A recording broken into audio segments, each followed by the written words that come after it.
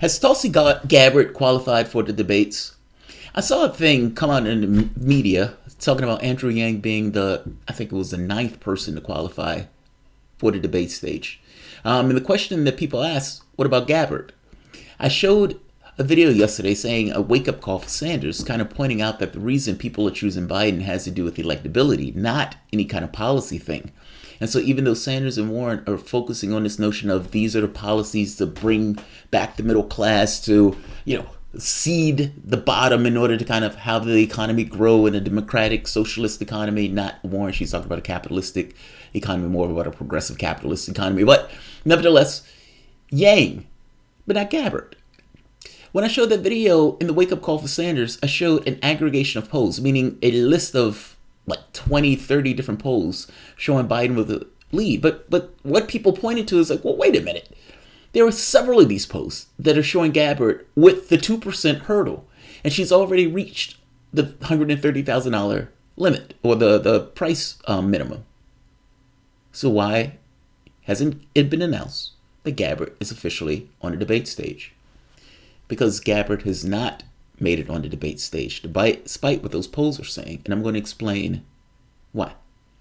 Welcome to the Soapbox.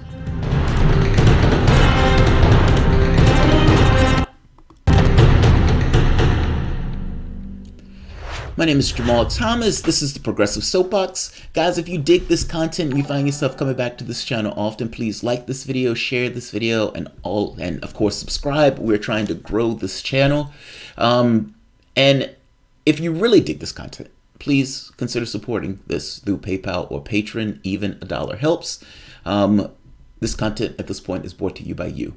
And I've said on pretty much every video that I appreciate you for allowing me to do it.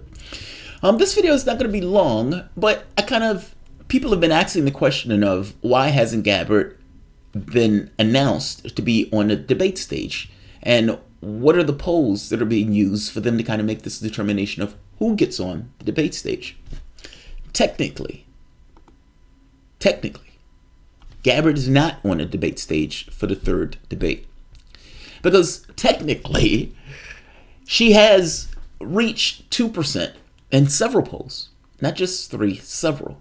However, the catch becomes, what polls are they using to make the determination of who gets on the debate stage? And in the polls that the Democratic Party is using to make that determination, Tulsi Gabbard has not reached her 3%.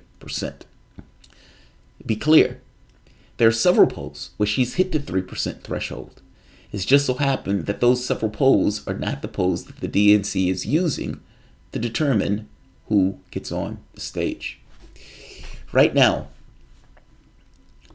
the people who are set to be on the next debate stage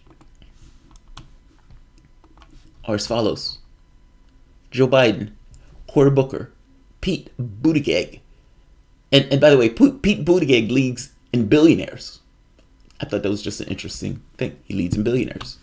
Kamala Harris, Amy Klobuchar, Beto, Andrew Yang, Elizabeth Warren, Bernie Sanders.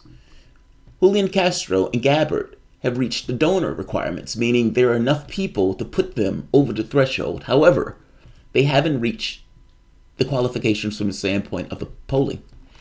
Here's another interesting thing. These people have met none of the requirements.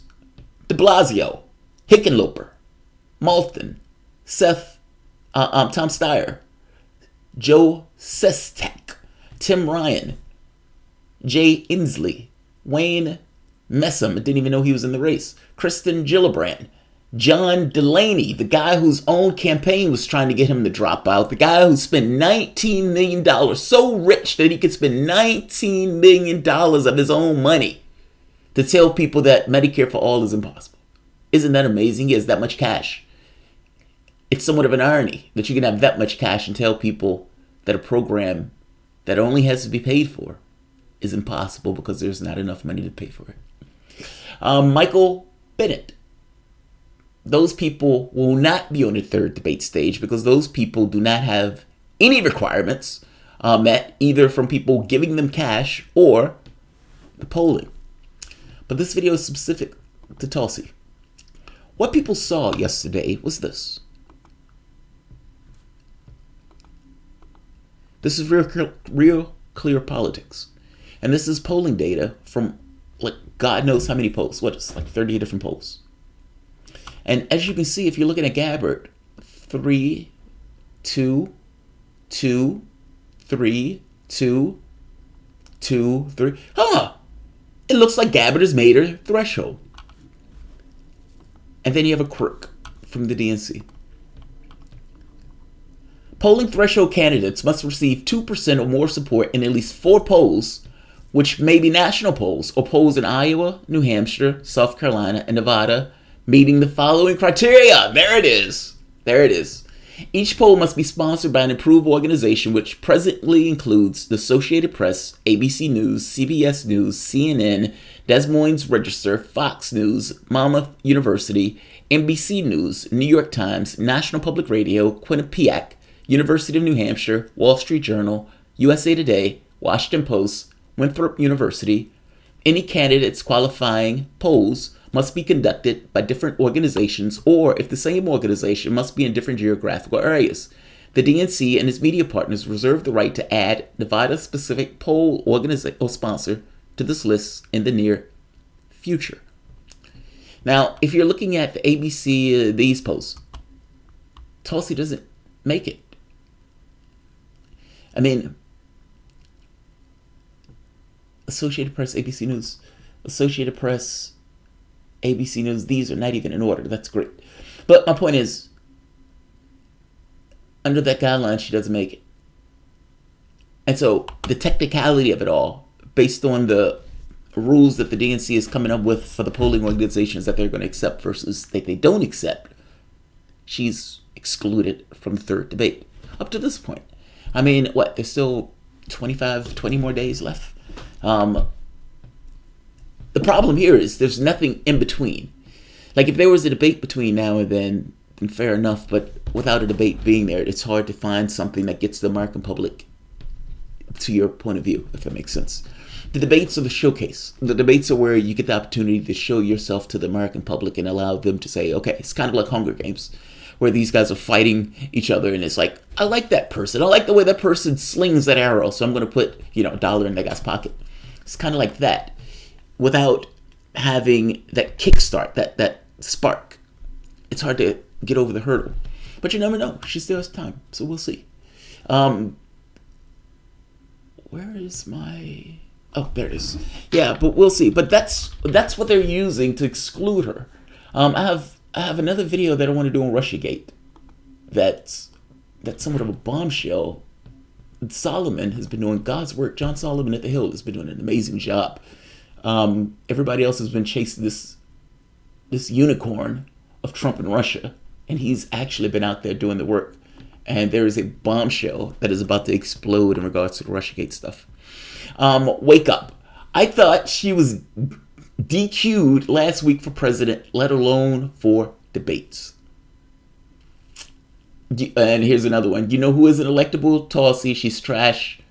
Looks like she ain't making it to the third debate. We don't know that. We don't know that. She has time. Difficult, not impossible. She has time. All right, I'm going to end this because I don't want this one to be long. I want this one just to be an update for people. Thanks for bringing up the DNC dirty trick, Jamarl. Donald Smead. So it's, look, some of the polling organizations, the question becomes why these polling organizations as opposed to some of the other ones. DNC, I would imagine, retains a certain degree of control by using that.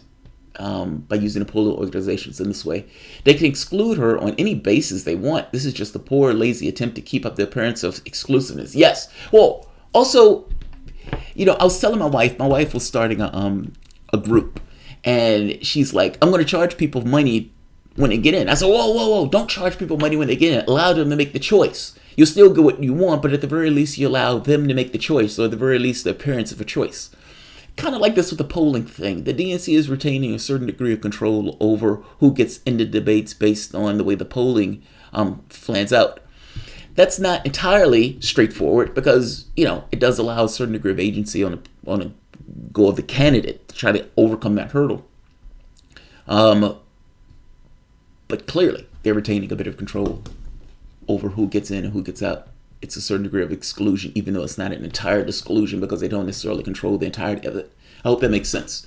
There's a it's like if you know certain polling trends a particular way, then you may be more in line with dealing with a certain polling agency versus another, and such gives you a measure of control, even though you don't have the entirety of control over the process. That's my thought. I could be wrong. All right, I want to end this. I don't want to keep this one long. I just wanted to give a heads up on why she wasn't in the debates. People have been asking, like, whoa, it looks like she's met the criteria. Why isn't she in the debates? That's why. The criteria is not necessarily entirely straightforward. Some of the polling, in fact, if I'm not mistaken, some of this polling is not even in the public sphere. Like, I don't think all of this is in the public sphere. I mean, like, don't quote me on that.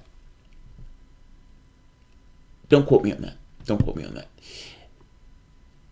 But long story short, the reason why she's not qualified yet is because she has to hit this polling.